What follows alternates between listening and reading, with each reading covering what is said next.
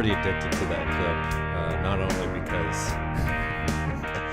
the technique is just so inspiring, but because it very much triggers a very annoying kind of dweeby character on the internet.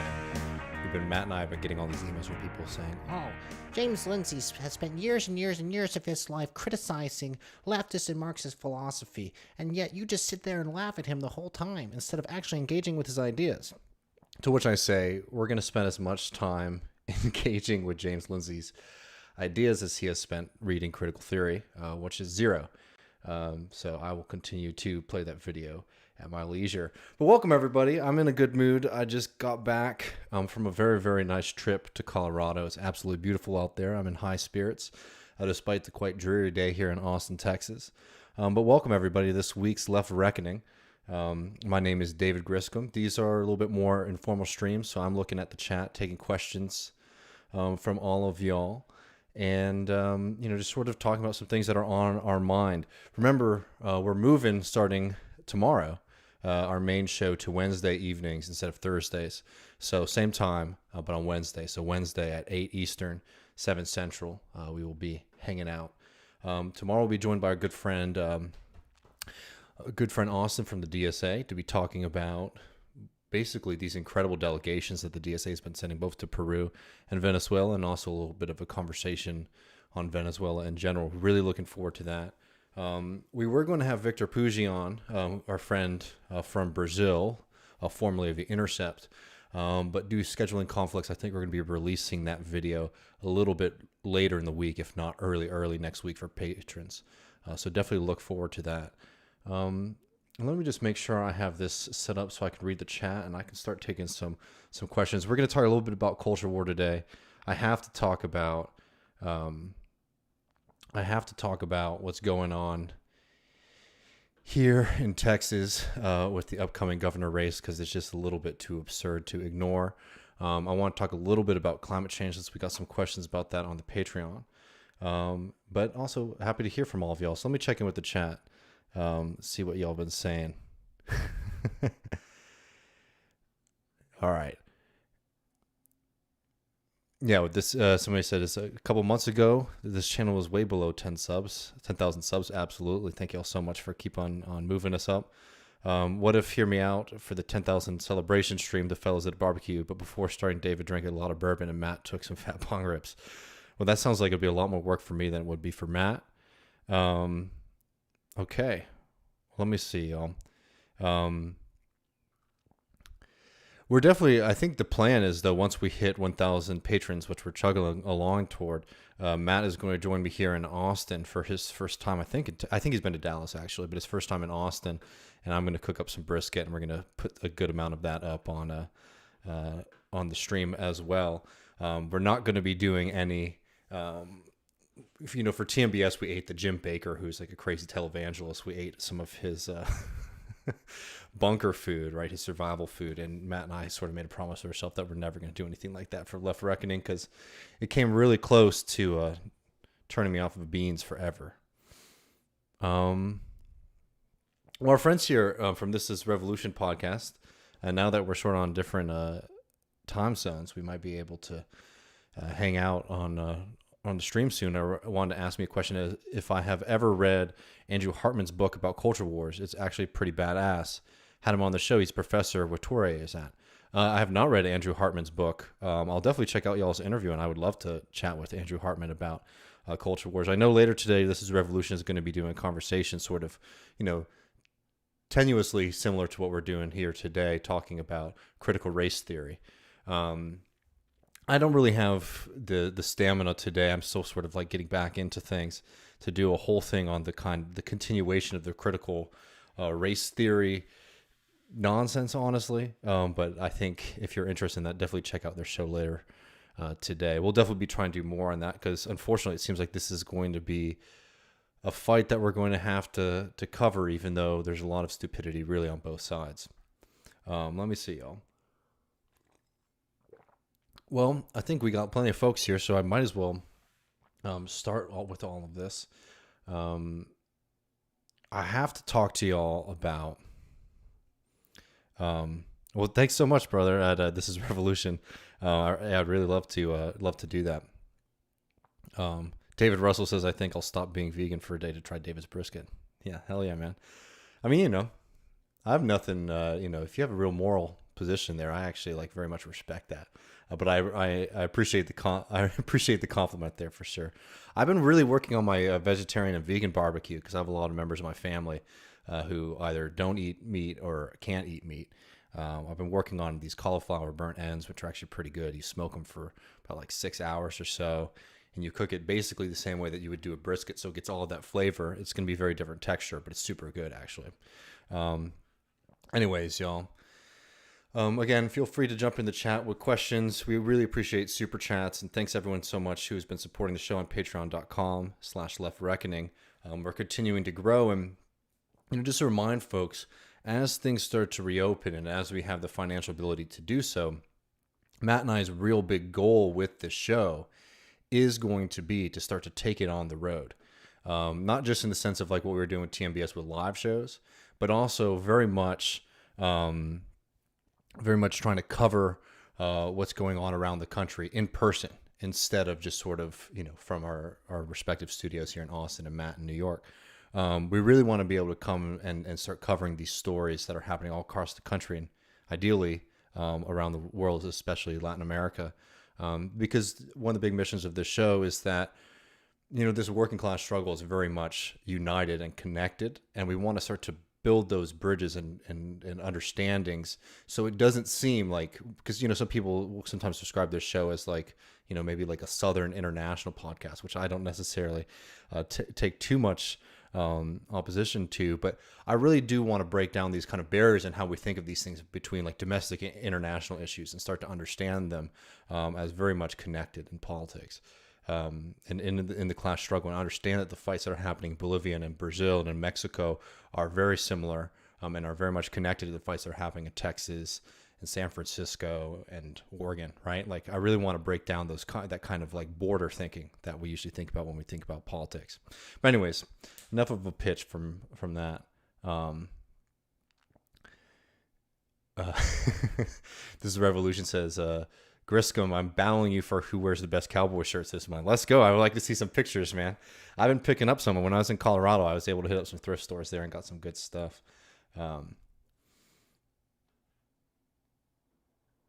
Yeah. Well, let me start here then. Javier asks, Dave, what's your take on how guys from the U.S. have taken DSA trip leftist and not? Okay, I think I get what you're saying there. Dave, what's your take on how guys from the United States have taken the DSA trips, right? So we're talking about the delegations to Venezuela and then also to Peru, both leftist and not, any impact on mainstream media. So I don't want to, do too much on this because we're going to talk about this at length tomorrow. But certainly when it comes to mainstream media coverage, the people who have been having the most fun with it have been the right-wing media scene, right? There's been a lot of attacks basically against like the DSA from conservative press because of the fact that they went and they spoke with Maduro and they went into Venezuela.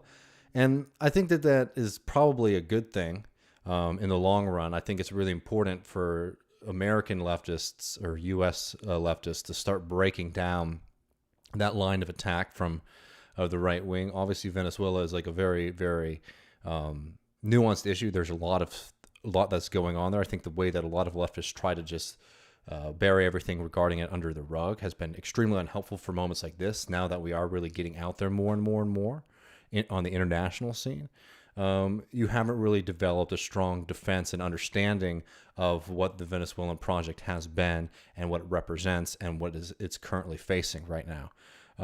So I do think that, since these fights might start happening more and more in the media, it's going to be a very good moment to sort of encourage more people to start to think about ways to defend against these lines of attack. But, for the most part, other than that kind of stuff, what you would expect, there hasn't been, in my opinion, as much coverage as there should have been. And certainly regarding Peru, which we'll talk about at length tomorrow. But, this like slow moving coup attempt is still ongoing there.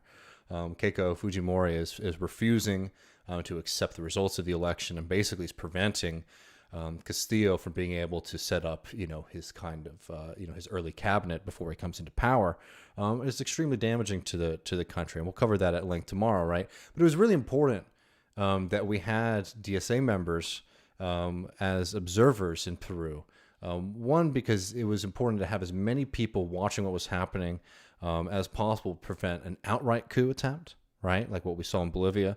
And two, because it really is starting to deepen those bonds that we have with leftists around the globe, that people say, okay, well, these people not only will, put out statements, but they'll put, boots on the ground when it's necessary. They'll put people on the ground when we say that we need them, which, again, DSA was invited to observe the elections in Peru because there were fears that there was going to be an attempt at a coup to refuse the election results by the right wing, which ended up happening. And, I think it should be noted that the fact that there were so many international observers, including DSA, along with other left groups like Progressive International, that very much helped avert, just an outright coup. Doesn't mean that hasn't been attempted, and doesn't mean that it's over either. But I think that was important. And I think a lot of people, especially like the non-socialist left, which is such a, in my opinion, very strange grouping, there were a lot of them who were very worked up about the fact that DSA was going there. I think mainly for personal animus reasons, and a refusal to recognize that the DSA is the largest left-wing organization in the country right now. That doesn't mean it's perfect, but it's going to start to get more and more opportunities to represent the American left. And, for some of the people who very much are sitting on the outside, I'm not even talking about people who aren't members. I'm talking about people who are in opposition to socialism and democratic socialism in particular. We're very upset by that. But anyways, we'll talk to Austin tomorrow. I'm really looking forward to that conversation as well. Yeah, and Evan says media doesn't usually cover DSA unless there's infighting drama, which is true. Which is why you have to be careful about that kind of stuff.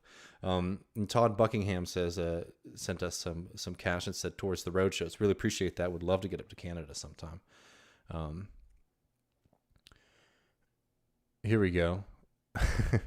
Mateus says, hey, Delphos here, a new patron. Very much welcome. Thanks for joining us. Mainstream media is the enemy for all leftists everywhere. In Argentina, the mainstream has attacked the vaccines as a way to attack the government. Yeah, insane. And what's been going on there has been horrific to watch. Well, let me get to this, y'all, because this is good. And this is going to sort of touch on all these issues of like kind of culture war, like not talking about the issues, not talking about the actual material politics, but talking about symbols and images. Here in Texas, we are gearing up for what is probably going to be, and this says something, an extremely stupid governor's race. Alan West, who is really hilarious character in my opinion. You might know him because he formerly just stepped down, was the chairman of the Texas GOP, who basically insinuated that states should potentially leave the union and start their own country after Donald Trump lost. He was one of the big, election fraud guys. This is a guy essentially arguing for secession, and not accidental either, very much on purpose. He has now thrown his hat in the ring for the upcoming governor election. And this guy's really hilarious to me for a few reasons. One, because he's a failed congressman in Florida. He wanted to run against Little Marco Rubio, in 2016, but he couldn't beat Little Marco. So instead, he decides to stay put in Texas. And it's very funny to me to see guys like this, because somebody who might not have like these extremely deep roots in the state almost immediately starts painting themselves in, the banner of the Alamo. And we'll get to why that really matters in a second. For folks who aren't familiar, there's this big fight about the history of the Alamo. And, that's always honestly ongoing, especially because there is like this kind of John Wayne version of Alamo history that is so important to conservatives that, I think a lot of historians rightfully want to take down a peg. But, for the most part, you're really not seeing many serious arguments about the actual history, especially from the right wing. But there's a lot of like people who we might just call for just make things easy, like the left, who do a kind of revisionist history of the Alamo. And this isn't saying that the Alamo was some kind of perfect democratic, egalitarian revolution. It absolutely was not. But I don't know. I won't bring up their name because it was just a random Twitter account. But somebody was basically accusing, in the long list of crimes of the actual defenders and fighters in the Texas Revolution, they were including the fact that the Texas army did not respect the cultural traditions of the Mexican army by attacking them at one point during their siesta. Right? There's just like a lot of like kind of silly cultural point scoring from both the right and the left on this. But it is amazing how much this myth is used by the right wing, and this is why I want to bring it up in relation to culture war, right? I want to bring this up in relation to the culture war because it's very, very funny how quickly these guys start to paint themselves in this. So let me get this video real quick. I have of Alan West. This is from his announcement video. And by the way, just so people are familiar, I would predict very confidently right now that West has no chance at beating Abbott. But let me play this video real quick. I'm only going to play the end of it because it's a 2-minute long video where he just recites a lot of platitudes. And I wanted to note, though, his use of the Alamo here and the cosplay around it to just sort of point out as to why like the Alamo has become such a big fight in Texas politics and how this sort of represents what happens when culture wars dominate over class war, class politics. To protect that legacy. There comes a time when a warrior understands that maybe he has to go back and pull out that sword and do the exact same thing that a 26-year-old did at the Alamo. Yes, William Barrett Travis. When he drew a line in the sand and he challenged the defenders of the Alamo to stand on the right side of that line. I am now drawing my sword, and I will draw that line in the sand. And I will ask you to stand with me to preserve the future, the legacy of Texas, to honor the words of our state song, to stand for something, or as my mother would say, not fall for anything. This is our moment in time. All right. What is it with right wingers and studying the blade, from James Lindsay to Alan West? I mean, anyway, this kind of stuff is, it's obviously very silly, and you can see it's amazing. I find it actually be extremely insulting to people's intelligence, but it plays. And for folks who aren't familiar, there's been this big fight here because a book just recently came out called "Forget the Alamo." And I think somebody in the chat was mentioning, and I also noticed I got a super chat, but I just wanted to get through this segment. I'll start taking questions again for sure. There's this book that came out called "Forget the Alamo," and it's basically an argument that honestly is not like it's an interesting book and an interesting history, but it's not this kind of like super radical left wing revision that some of the people on the right are trying to make it out to be. What it is more than anything is just a kind of fair and accurate retelling of this history that has just been so mythologized. I mean, when I was a kid, I heard stories about, Davy Crockett riding a bolt of lightning, right? Which I always thought just to be tall tales for the hell of it. But you realize that a lot of these people actually believe this stuff. Anyway, this is not going to be a whole thing about a recounting of the Battle of the Alamo and the Texas Revolution or anything like that. I want to get to why this is important for politics, why people like Alan West are using this kind of imagery in a way, again, that I think is just extremely insulting to voters, but unfortunately does play. So for folks who aren't familiar, this book comes out that, just tries to challenge the absurdism that masquerades as history, the children's story of John Wayne, that played by John Wayne, right? The one that's just not at all accurate to the history. This book comes out, and it was supposed to have a talk. There's going to be a book talk at the Bullock Museum, and Dan Patrick and Greg Abbott pulled strings because of their relationship with the museums that they get as part of the state government to shut down the talk. Yeah. While people in the state of Texas are being warned that their electricity might goes out because, oh my Lord, it's hot in Texas. How absurd, how unusual, how unseasonable, right? You have these assholes actively lobbying and threatening museum officials to prevent some folks from going and telling having a conversation about a history book about the Alamo, right? And this wasn't even some kind of subtle thing. This is something that while Abbott himself wasn't very adamant and open about this, Dan Patrick was. And it should be noted that both Alan West and Patrick aren't from Texas. And again, this is not some kind of thing you have to be born here to be a Texan or anything like that. But it is interesting how those folks are the people who are the most adamant about this shit, right? Because they need this mythology, because it's really important for the kind of political worldview that has been constructed here. Again, it's an absurd question. It's an absurd moment, and it's obviously an absurd.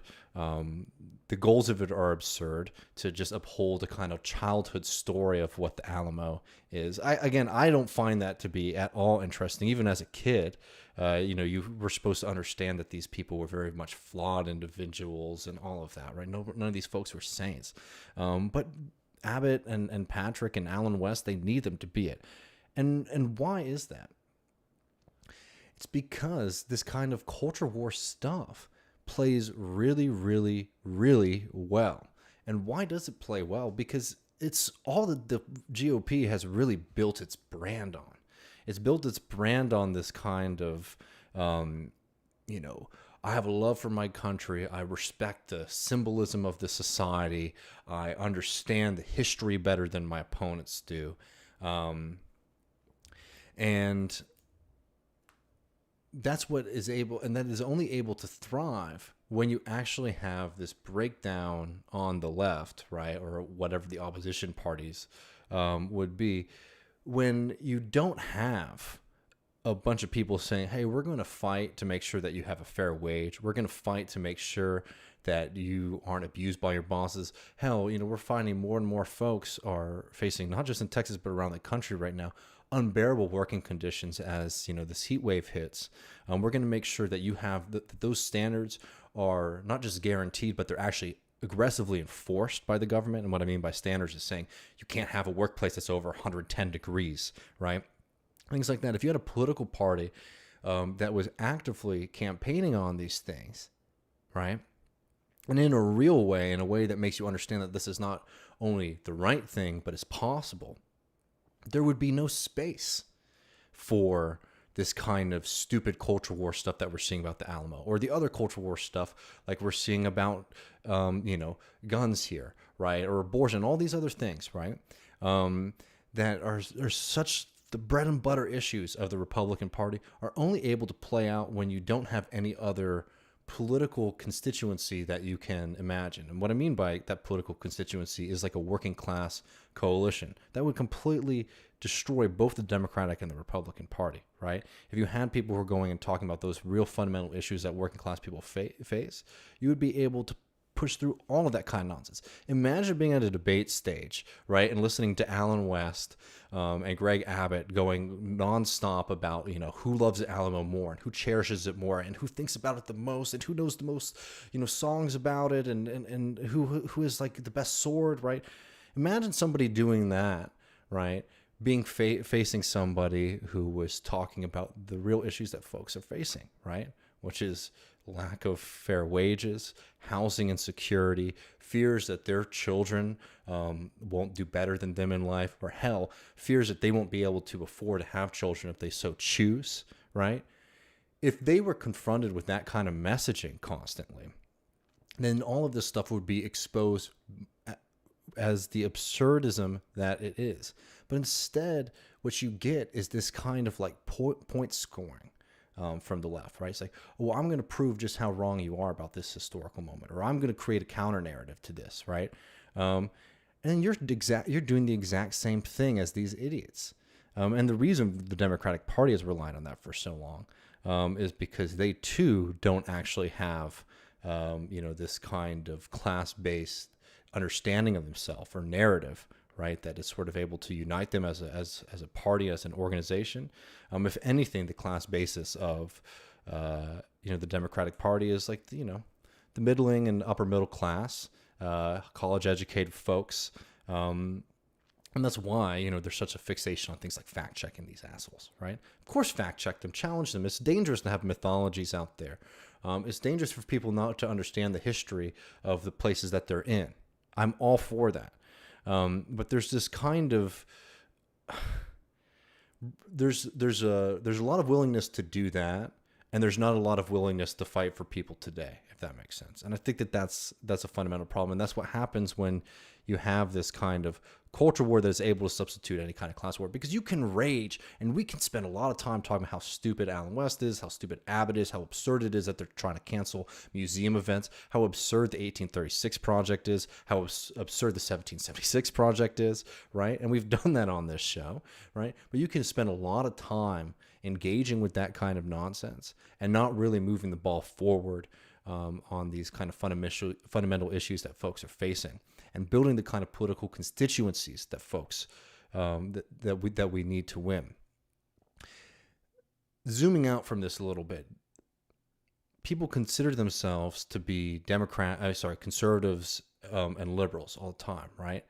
And when you talk to most people about that, though, especially working class people, and that's who I'm focused on talking to, let's just talk about like the kind of conservative working class, member of society. What they usually mean by being a conservative is not some kind of love of big business or hell their boss or anything like that. It's just a kind of, cultural understanding of like, okay, well, this brand speaks to me. This brand presents itself in a certain way that I resonate with, right?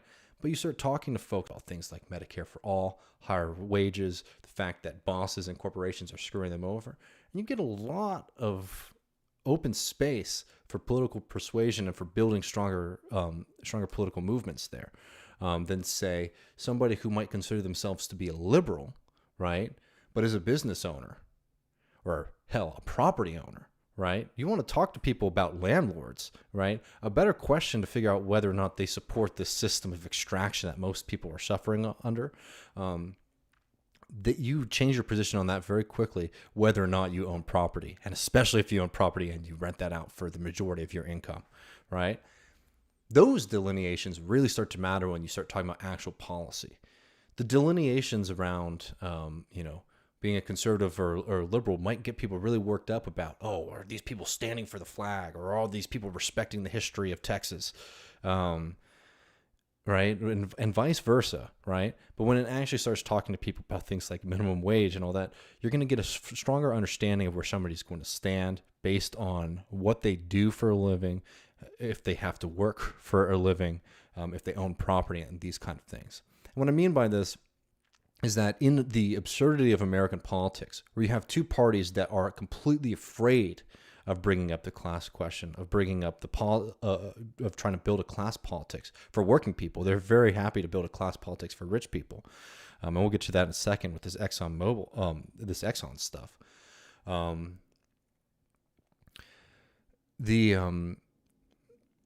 There, in the absence of actual class parties, a working class party in the United States, they've had to create these incredible weaves of culture and regionalism to sustain themselves.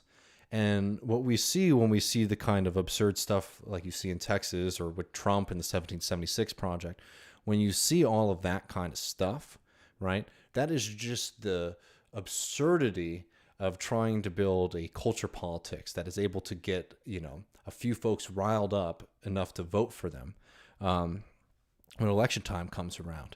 That it's just having to get deeper and deeper and deeper and more absurd. The fact that Greg Abbott, who's an absolute monster, is being challenged on his right now, should, expose to folks that like this kind of culture war politics that the GOP is very, very efficient at, is starting to really, really betray and expose its absurdity. And the point here is not to necessarily sit around and just point our fingers at how absurd it is, right? For the benefit of the other side, who does the exact same stuff, but to actually say, wow, this is actually a moment of weakness for them. That their only ability to build popular narratives right now is to fixate on fantasy, to fixate on symbolism, and to fixate on history. And that goes for both the Democratic and the Republican Party. And this is a political opening that socialists should be taking advantage of, because the culture war stuff can invigorate people to show up for the polls and vote Republican or Democrat, right? But it does not create the decades-long lasting political communities that are necessary to implement the kind of radical change that we want to do, right? So we can't be engaging in the culture wars in that same kind of way. What we have to be doing is rising above it by putting a working class message forward to folks, and fighting for working class candidates in politics, and also building political and social organizations that can defend ourselves from the onslaught of neoliberal capitalism, and also expand ourselves into power, both in the kind of formal political sense, as like running for office, and in the more radical social sense, getting control over the means of production, controlling your workplace, things of that nature, right? So you see this stuff, it's very funny. I think it's worth engaging with people who genuinely don't understand the history of the United States, or the history of the Republic of Texas, and things like that. But don't get so bogged down on it that you miss the fact that they're extremely weak if this is the kind of stuff that they have to play to, right? And they have to play to this stuff because they do not have a strong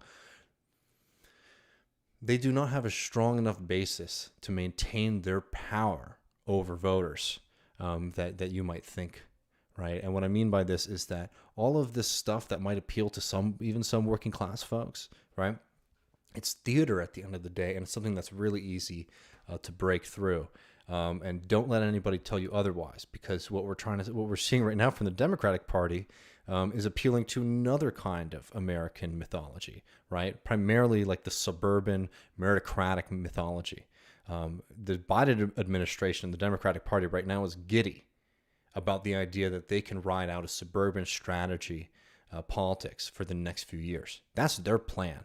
And we've seen what suburban politics means for working people. Devastation, especially when it comes to the climate. But I've been going for a little while, and I don't want to lose what y'all are saying. I want to answer some questions from the chat. Let me just get to. I know somebody asked me something in the chat about the kind of blow up stuff we've been seeing. I guess between the Jimmy Dore and Anna and all of them. I don't want to spend much time on it because I just find this stuff to just, it's one, it's not really interesting. Two, I don't really watch it. I will be honest, I've been gone for the past week, so I haven't seen much. Here's where I lay on it. Anna's a friend of mine. She's somebody who was in contact with me constantly after Michael passed away. So I'm not going to wade into that kind of stuff. When it gets extremely personal like it has between all these people, I think it's a complete joke. I will say I don't like, allegations about, Russian money. I thought that was off base. But I will also say that almost immediately this just erupted into a clash between personalities, and it got extremely nasty extremely quickly. And I've, said to Anna that I think this is disgusting. That's basically where I stand on it. I don't want to get in the middle of whatever the hell these like flame wars are, these, the videos going back and forth. I think that, frankly, that this is not something that's substantive in any way at this point. And there's a lot of people just airing personal griefs and beefs with one another. And I think that's all I'll say on that. Our friend, whose channel you should definitely check out, Prayer Fire, said, as I truck wheat down the HOYW, the western sky has grown dark, and we've dropped 20 Fahrenheit. I assume, David, you found the weather machine in Colorado to get Nebraska a respite from irrigation. Thank you. Well, I'm very happy to do that. I'll tell you, it's been raining in Texas like crazy. Not to make this show into too much of a weather chat thing. It's been, I think they were saying today here in Austin that there's been more rain in the past 2 days in Austin than there typically is in the entire month of July.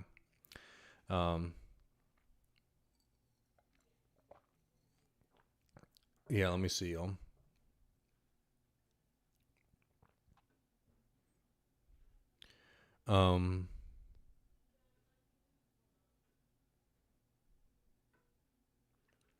Evan asked, why did Texas and California get so different politically? They both have some similar cultural originators, at least going to the 1900s. I mean, that'd be an interesting conversation. I think I'll just say about Texas, the idea that Texas is like a highly conservative state is not too accurate. I mean this like general population, not the ruling class stuff. Is something that was a huge victory for the GOP. And I think I've done videos on this before. But it was something that, that's why Karl Rove was such a big player in politics, because he had this crazy idea that he turned Texas red. Yeah, somebody said, great show. Surprised you aren't watching the soccer. I have been watching the Euro. I forgot that the game was on right now, and I scheduled it, and I keep to my promises. I'm going to try to catch it after this.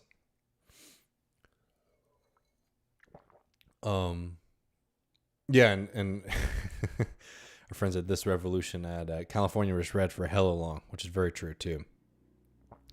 Yeah, maybe we could get together and talk about that history. That might be a lot of fun. Here we go.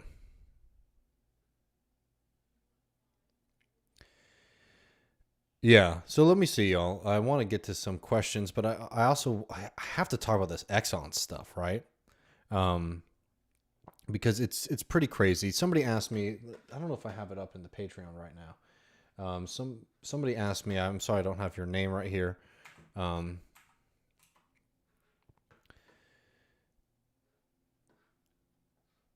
Somebody asked me in the Patreon about, and Joe from Patreon asked us if we'll want to discuss the unholy abomination that is Amazon's The Tomorrow War, which he says is basically the culmination of the Jeff Bezos rule of making a good movie, which we all know is trash. I don't know if I can subject all of us to this.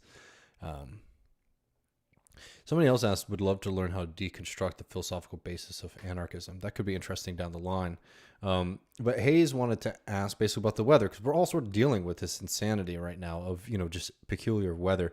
Obviously, folks in the North West have been getting really hit hard. Solidarity to all the workers who have been going on strike, especially in the food service industry, refusing to work in these abhorrent, 100+ degree conditions. And I know this is also happening in Washington, D.C., though I don't know, I'm not a weatherman, so I don't know what's going on there, but I know that people have been going on strike because of failed ACs there as well, right? And this is not unique either to the food service industry. In fact, one group of people that's not talked about enough are all the farm workers who have been at the front lines of this climate devastation, putting their bodies at risk, definitely, to support you, right? To feed us, and they deserve much, much better than they're getting. But I wanted to bring this up because obviously this brings up the question of climate change. And I want to note, before we left, the last show that we did, Matt and I talked about the Biden administration's infrastructure deal, which we already saw fell apart. All of these promises about dealing with climate change and doing something to promote green energy, to do more to promote green infrastructure, fell apart the moment that there was any need to do actual politics. And this shouldn't be surprising. We talked about the reasons why. We understand what the Joe Biden administration is. But I want to note a couple things. One, this walk back from Biden is something that is inexcusable, and it is something that people need to learn their lessons from. The way that Joe Biden operates, the way that Joe Biden's team operates, the way that they're doing politics right now, is they have become masters of the damn press release. Remember all this nonsense we were getting in the early Joe Biden administration about how Joe Biden now represents some kind of new left synthesis? Oh, he might not use the left wing's preferred terminology, but he's going to deliver the most radical and left-wing presidency since FDR. Give me a break. And I will say it time and time again, the left commentators and writers who are pushing that narrative should really spend some time in reflection, because it was an extremely damaging narrative, because all we've seen during the Joe Biden administration is a left that has fallen to the wayside in petty infighting, and for a lot of people, a lack of direction of knowing where to go knowing how to engage in politics. And this kind of lullaby story that we got from a lot of left-wing commentators early on in the Biden administration certainly contributed to that.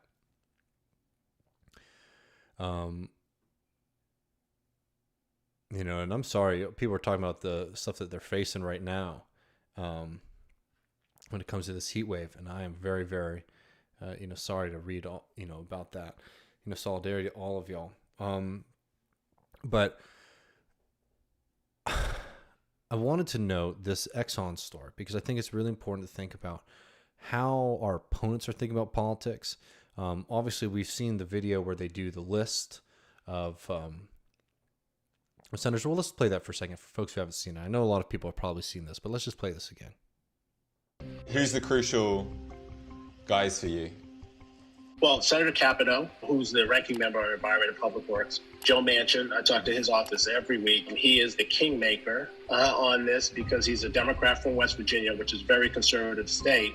And he's not shy about sort of staking his claim early and completely changing the debate. So on the Democrat side, we look for the moderates on these issues. So it's the Manchins, it's the Cinemas, it's the Testers. Exxon is even trying to get through to President Biden through his friend, Senator Chris Coons. Other ones that aren't talked about is Senator Coons, who's from Delaware, who has a very close relationship with Senator Biden. So we've been working with his office. Matter of fact, our CEO is talking to him next Tuesday. Yeah, which is just so disgusting to watch this stuff in action. Stuff we all know has been going on in the background, but it's especially disgusting when you realize that these players played an influential role in preventing, honestly, not even adequate, subpar climate action. But they worked so tirelessly to make sure that nothing of real merit was able to get through. And I wanted to note this other thing, because this is important strategically. This is important rhetorically and strategically, this revelation. And also for folks who aren't familiar with these revelations, they came out through a sting operation by Greenpeace UK. So congratulations and thanks to all of them. Also, I know Eakin is asking me about the Assange stuff in the chat. I haven't had time to look into that, but I definitely will, brother. Thanks for bringing it to my attention. But anyways, let's get to this real quick, because this shows just the kind of rhetoric and the way that these people think about politics. And I think it's really illuminating. Nobody is going to propose a tax on all Americans. And the cynical side of me says, yeah, we kind of know that, but it gives us a talking point that we can say, well, what is ExxonMobil for? Well, we're for a carbon tax. What you said was just really interesting. So it's basically never going to happen, right? Is the calculation? Yeah. No, it's not going to. Carbon tax isn't going to happen. So this helps me understand a little bit why suddenly a lot of US oil majors are talking about a carbon tax, because it sounds pretty. Well, the cynical side of me, they've got nothing else. It's an easy talking point to say, look, I'm for a carbon tax. So that's the talking point. That is in my mind, an effective advocacy tool. I mean, it's rich, and I wanted to note this. One, to remind people that these kind of narratives really do matter. Exxon doesn't spend this much time trying to craft these things, just for fun.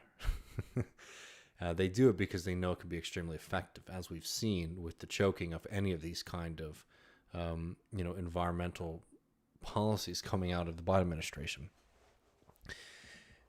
It hits at a couple different things. One, the carbon tax, not only are they using right here as a kind of, as he said, a cynical ploy, as something that they think is impossible, the carbon tax is also a disaster of a policy, because it puts the onus on the rest of us instead of doing what we should be doing, which is taking these systems under our control, right?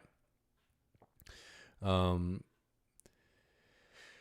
even more notably here is this kind of way that these organizations like Exxon and like a lot of oil companies are trying to present themselves as people who understand and sympathize with the rest of us when it comes to environmental policy. I've been telling folks, there are all these kind of glowing media coverages of these new young oil CEOs in Texas who, they understand that fossil fuel industry is a dying industry. It's something that can't come with us in the future. And they recognize all these kind of things. And they might even be a liberal, right?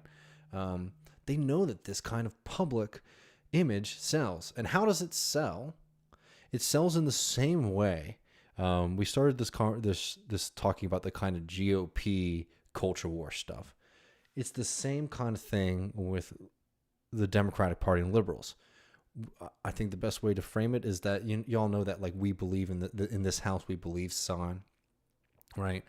And this kind of slogan that, like, we believe science. That's the Democratic Party's line. We believe science, right? Extremely inadequate and also extremely vague. This guy believes science, right? This guy also recognizes the truth and the need and the importance of a carbon tax. But you know that it's a falsehood, right? You can recognize things as much as you want. You can believe things as much as you want. But until you start talking about power, you're not talking about anything serious at all. And I bring this up because there is so much talk about, what is the eco left, right? What kind of things should we personally be doing? What kind of things should we be doing as individuals? And I think it's important that we start to refuse that kind of narrative and understand that these questions, when it comes to the environment, they're not questions about belief in one thing or the other. Our opponents recognize that their actions are harming the climate. They recognize that human activity is responsible for climate change.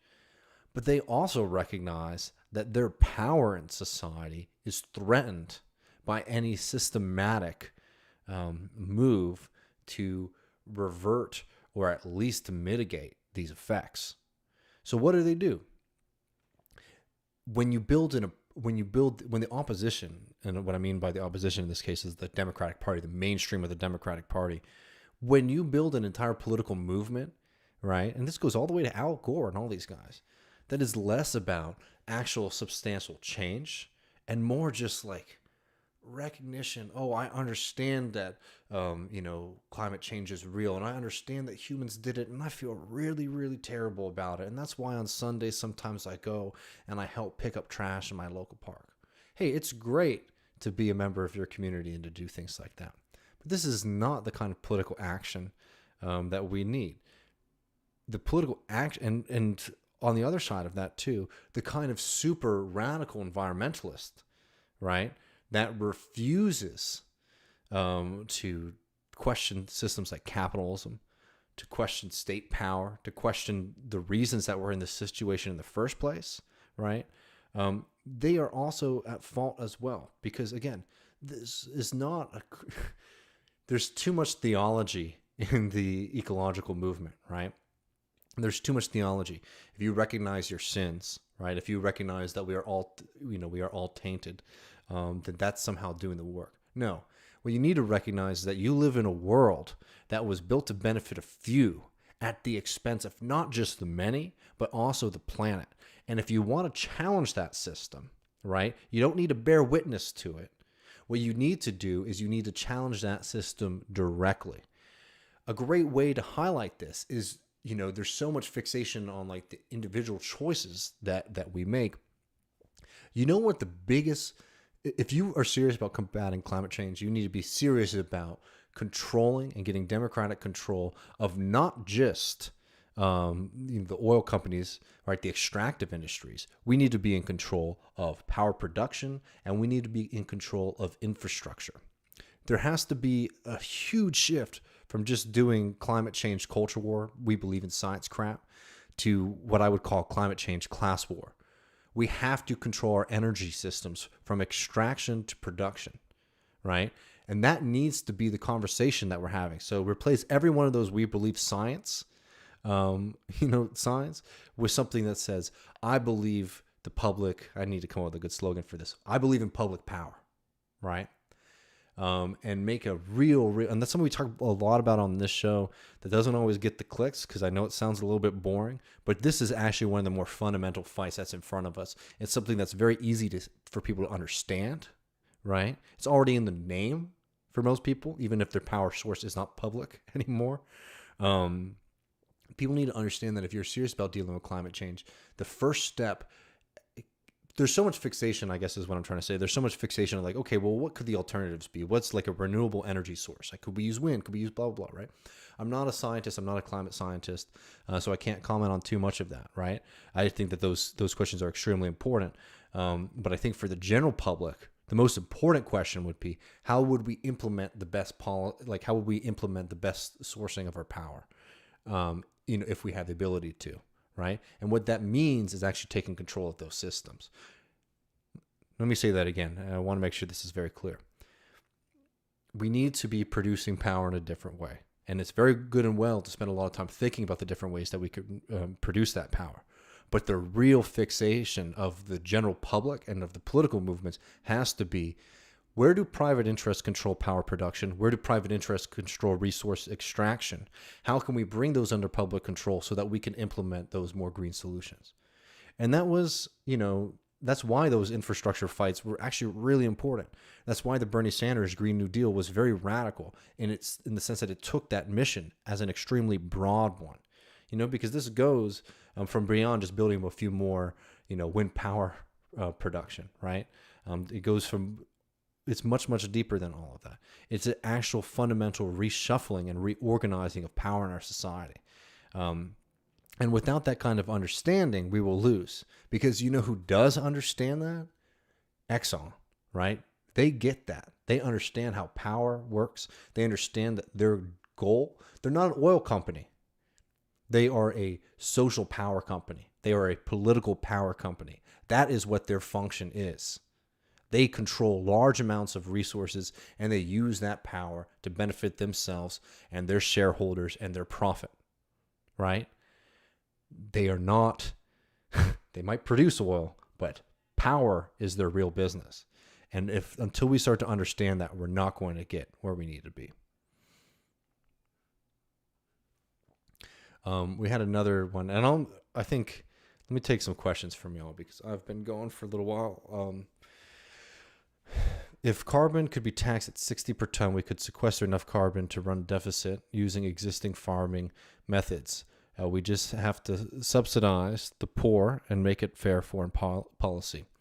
I just think there are better ways to deal with carbon than through taxing, but I am very interested in sequestering, right? In carbon sequestering. That's very interesting stuff for me. Let me see.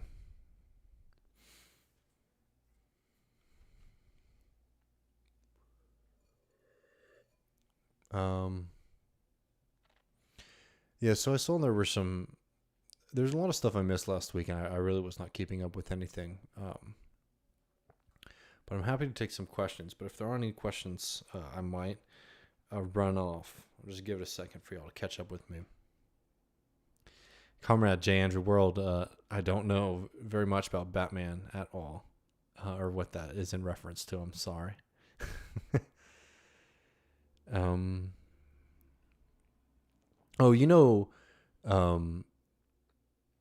Michael says, and I don't know who this is in reference to, but they do mention like optimism that I like. There's at least we need to act as if there is a possibility of changing the world. There's a really great quote. Damn, I wish I had it in front of me right now, by Leo Panitch on the climate question, because, and I don't have it, so I'm not going to be able to tell it as beautiful, put it in as nice words as he did, but he made a really phenomenal point. He made an extremely important point about, there's too much doom in the climate movement, and of course, that is a huge problem. Right? I mean, no, sorry. Let me catch my train of thought. obviously it's very easy to see the state of the world and to get very depressed and to be depressive in your politics when it comes to climate. And it very well might be an emergency that we might feel like the moral imperative to start talking about in terms of 5 years to solve climate change. But that kind of short horizon thinking is not helpful, because we need to be thinking long term. Specifically, like how to build left-wing movements, right? Working class movements that we're thinking 5, 10, 15, 20, 50 years down the line. And the kind of fixation on the short horizon of climate action is really unhelpful for building the kind of politics that we need. Prairie Fire says, what is an agricultural topic that you're interested in knowing more about?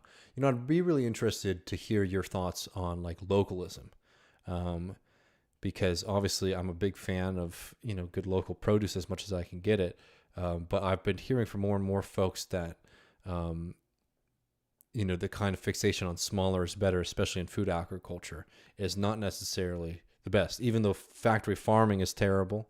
I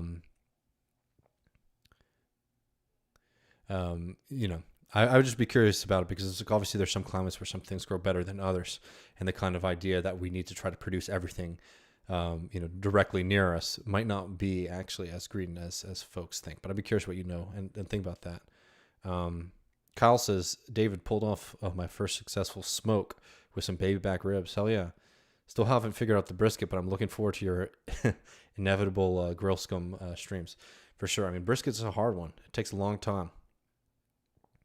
Eakin says, David, have you watched Harlan County, USA? That's a film that I keep on meaning to see, but I haven't yet. We should do a screening for patrons or something. That sounds like a great idea. Death Magnetic asks a good question that to just not go on another long rant, maybe I'll have to come back to, and we could do another segment on it. Is mutual aid a dead end? I'll just paint the picture for folks. I think personally, mutual aid is something that's very beneficial. I think it goes back to a very old and human way of interacting with one another, looking out for your community, looking out for folks, meeting the needs of each other. I think that aspect of it is very good. I do understand some of the criticisms that, should we turn our kind of socialist political organizations into just large mutual aid organizations? I don't think that that's necessarily the solution. But I do think that some people's just like extreme allergy to any kind of mutual aid, coming from like a political strategic concern, I don't think it's particularly helpful. For folks who know what I'm talking about, that's sort of generally my feeling about it, in the broadest possible sense. For folks who don't, maybe we can do it later. I'm sorry for talking wheelhouse stuff for folks.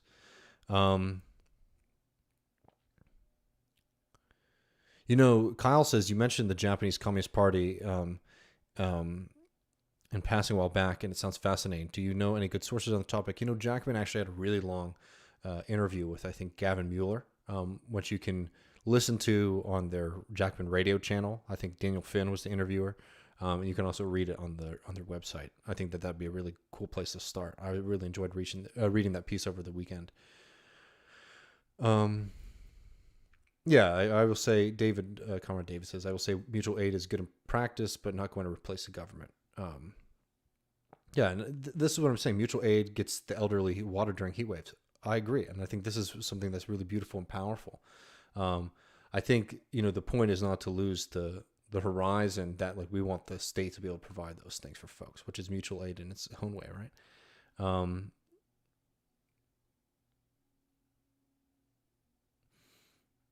Let me read you. Yeah, it is larger than I would have thought. The Japanese Communist Party, yeah, I believe it's the largest non-governing communist party in the world.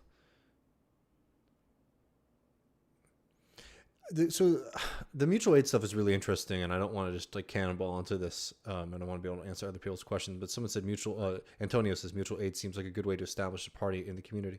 I think it can be helpful as a recruitment operation, but there started to become a fixation, I think, in a lot of Democratic DSA chapters of like this being like the operation like the operational goal of the DSA. And I think that that's important to separate those two things. I really do. I think that, one of the best things a political organization can be doing is winning political power for folks. And I think recruitment concerns are very, very important. I'm not dismissing those. But there just became a kind of worry that it was becoming too dominant for some folks, because it's important work and it's very helpful. But there are a lot of groups that do that kind of work as well. And it's not necessarily a roadmap to power.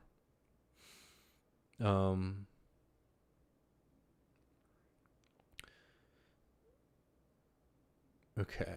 I love all of y'all's chats. There's some conversation threads in here, so I'm just trying to read questions. Those super chats are always more helpful for me to read, but I'm happy to listen to y'all. Yeah. So I think there's a debate about UBI. I don't have it in front of me. Well, let me see, y'all. I guess it's been about an hour. Oh, shoot, and I got the game to watch. It's tomorrow at 8 Eastern, Left Reckoning, our new Wednesday night time. Please join us. I believe later this evening, the folks at This Is Revolution are going to be doing a chat on critical race theory, so definitely check that out. And look forward to seeing and hearing from all of y'all. I'm happy to be back. As always, feel free to reach out anytime with any questions or concerns or thoughts, things you want us to be covering. Next week, we're going to be doing a little bit more. We're going to be doing a little bit more. We're going to be doing a conversation with Victor Puggi on Brazil.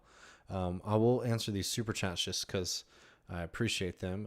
I will say, a friend Kyle at Prairie Fire says, David, you and Matt need to get me a PO box for these T-shirts. You need that farmer swag, definitely. Let me get that set up very soon.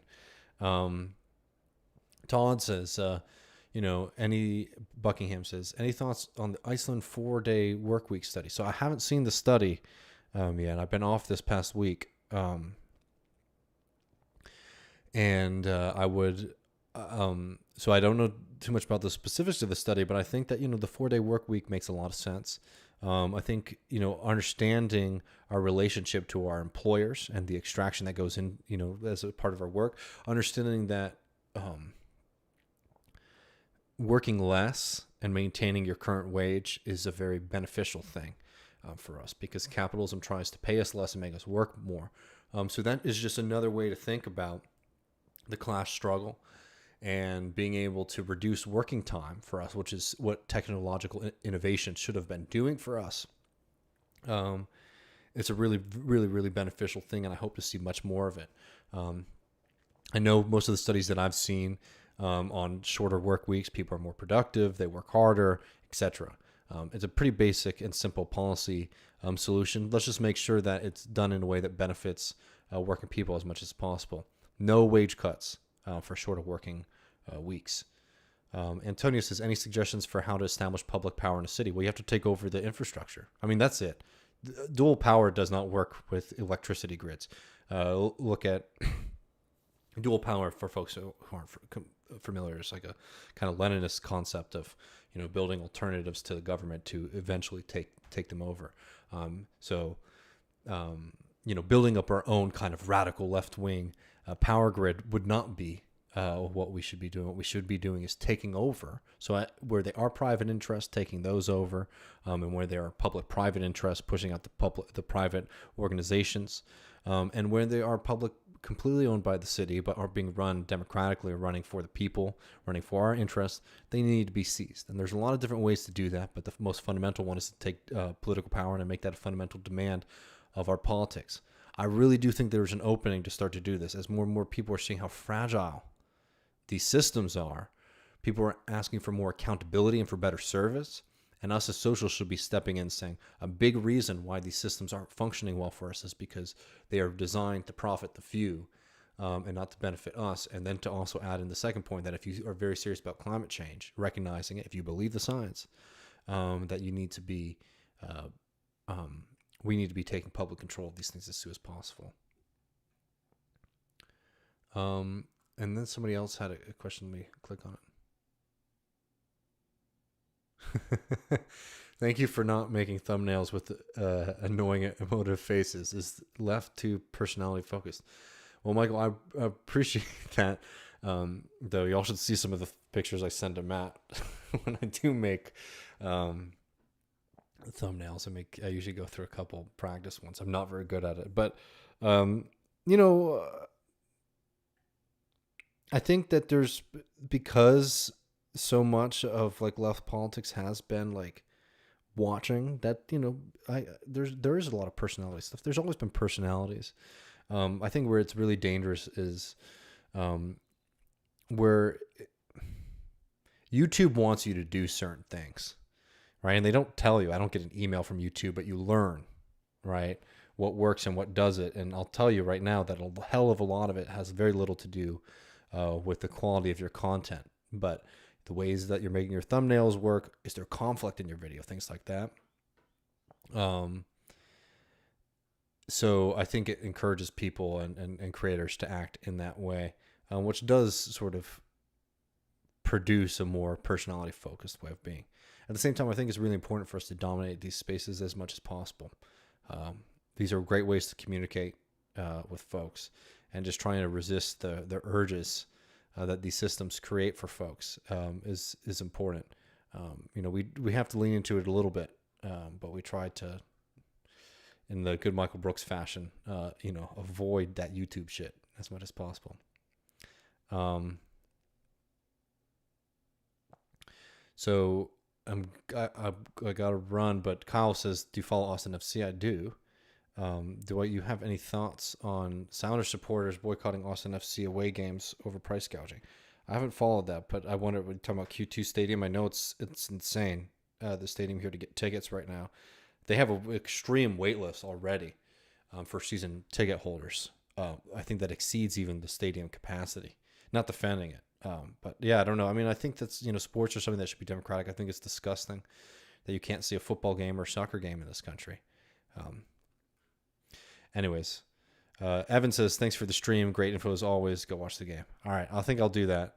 I appreciate all of y'all. See y'all tomorrow at 8 Eastern. As always, feel free to reach out with any questions, concerns, thoughts. You know where to find me. Take care.